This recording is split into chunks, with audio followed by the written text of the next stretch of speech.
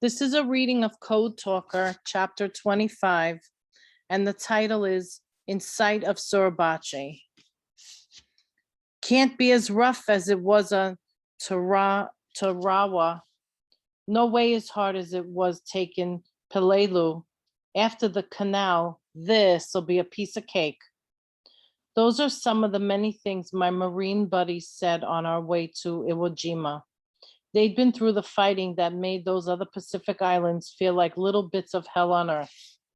They struggled out of sinking landing craft, stormed the beaches while machine gun fire tore up the sand around their feet, heard the terrible sound of air being ripped apart around them by pieces of whirling metal, seen buddies killed right next to them.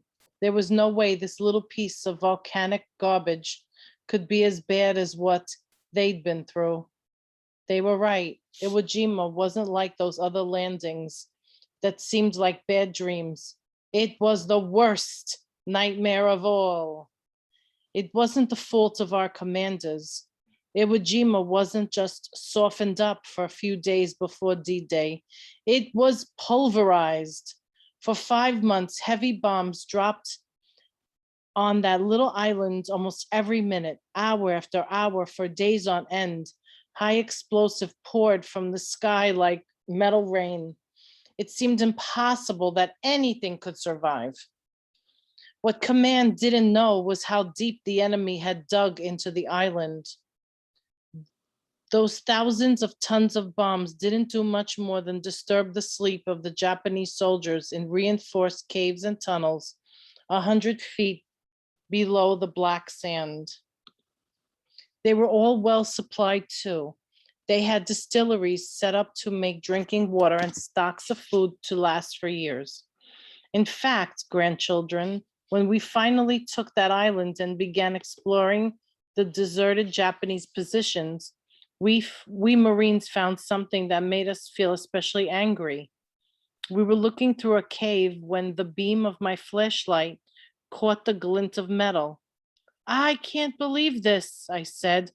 Well, I'll be danged, Georgia Boy said. There, stacked from floor to ceiling, were thousands of boxes of canned goods. There was everything from beans and meat to fruit cocktail, just like those canned goods we Navajos had gotten together on our food drive to help the poor earthquake victims. All those cases were clearly marked on the side in English, USA Food Relief. It was indeed the very same food donated by Americans to Japan before the war. The Japanese military government had stolen it from their own hungry people. The Fifth Fleet that Admiral Spruance sent against Iwo Jima was the largest one that ever sailed the Pacific. 12 aircraft carriers and 44 destroyers, 44 transport ships, 30 minesweepers, and many other vessels, 464 ships in all. Our fleet was so big that there were 4 command ships, each with its own team of Navajo code talkers. There were also non-Navajo teams sending and receiving message in Morse code on the command ship and among the landing forces. However, all the messages sent by Morse code were false, designed to fool any Japanese monitoring our transmissions. Everything important was run through our Navajo net.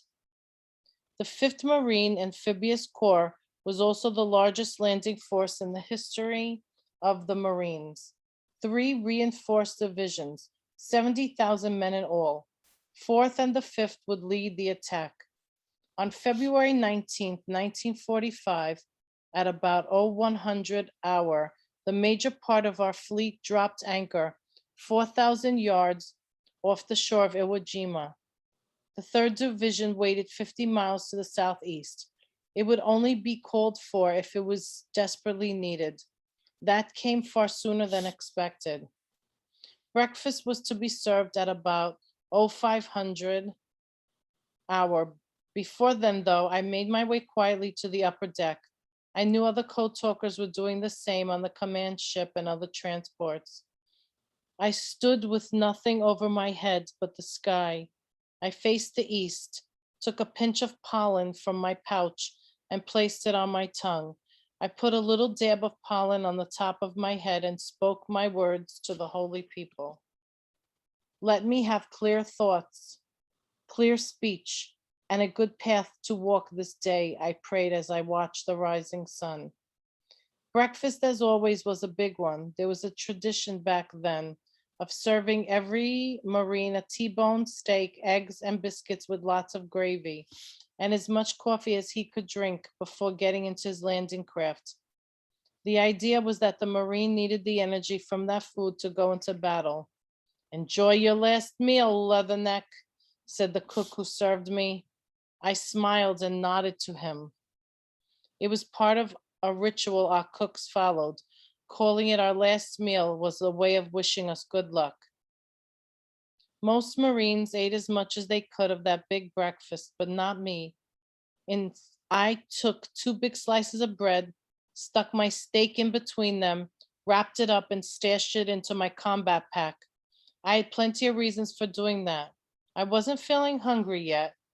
Plus, I had seen what happened to lots of those big breakfasts eaten by keyed up Marines who had to get into boats being rocked back and forth by the waves.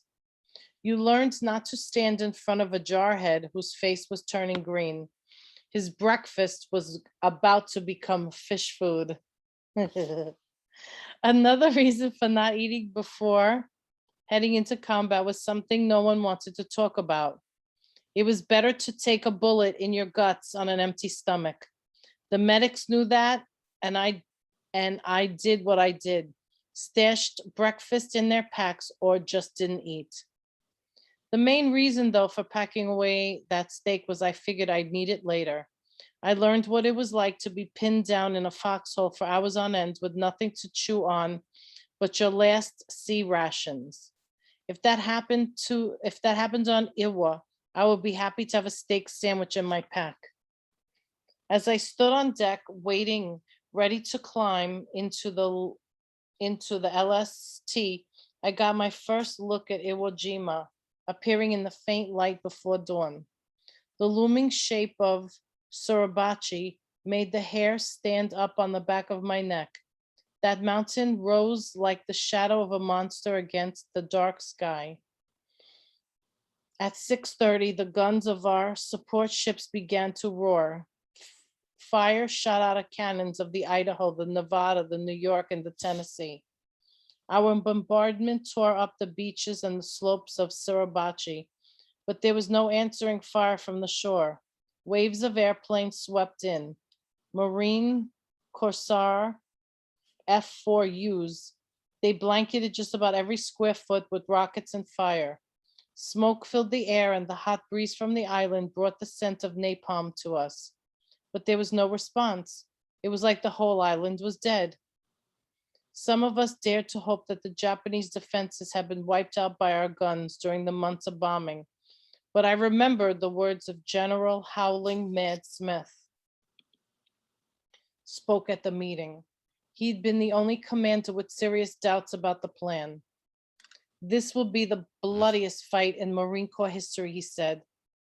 We'll catch 7 kinds of hell on the beaches, and that will be just the beginning.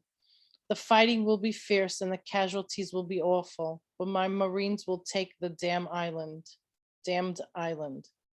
My new signal corps group was with the first wave. Most of the non-Navajo men were guys I just met. Georgia Boy had been assigned to another company in the second wave. Smitty, though, was right beside me. Smitty and I had reached the point to where we felt as if we were each other's good luck charm. As long as we stuck together in battle, nothing too bad could happen to either of us. Our LSTs moved up to the line of departure at 7:30, and our amphibious alligators rolled down the ramp into the water. Unlike the first alligators we used on Bougainville, they were more heavily armored all around. Also, each alligator had 3 machine guns and a 70-millimeter howitzer. After unloading us on the beach, our alligators were supposed to crawl Inland, another 50 yards to form a line of fire protecting the men who came after us. 8:30. The central control vessel dipped her pennant. The 68 alligators of our 2nd Armored Amphibian Battalion crossed the lines of departure. 5 minutes behind us was the second wave.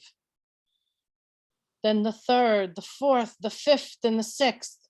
And so often happened, a nervous Marine behind me started checking his watch and calling out the time. 5 minutes, he said. 6 minutes, 7. I could feel it getting warmer as we got closer to the island. Mount Suribachi kept getting larger above us as we continued in. 10 minutes, 11.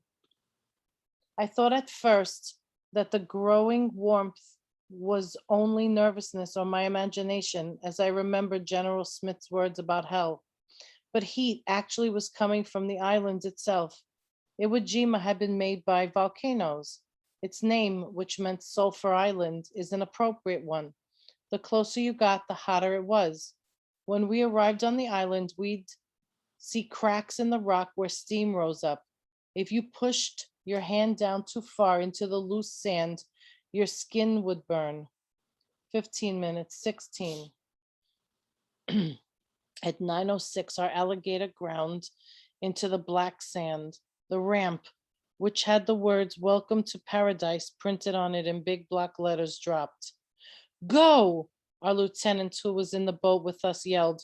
Don't bunch up on the beach. We poured out, expecting our welcome to be mortars and machine guns. Instead, as our feet sank ankle deep into black sand, the only fire we heard was from our own guns out to sea. The 4 battleships had adjusted their range. The slopes 500 ahead of us were being blanketed with bursts of shells that threw up geysers of fiery sand. The second wave landed, then our third. There was still no sign of any enemy. 9:10, 9:15, 9:30. All 9,000 Marines of our first wave were on the beach, ready to move up the steep terraces toward Mount Suribachi and the 2 airfields on the plateau in the middle of the hilly island. It had been all too easy. I adjusted the strap of my radio over my shoulder and took my head as I peered up at the mountain. It seemed to be staring down at me the way a cougar watches a deer before it attacks. Hey, Smitty said to me, this is like a walk in the park, Chief. Then the Japanese sprung their trap.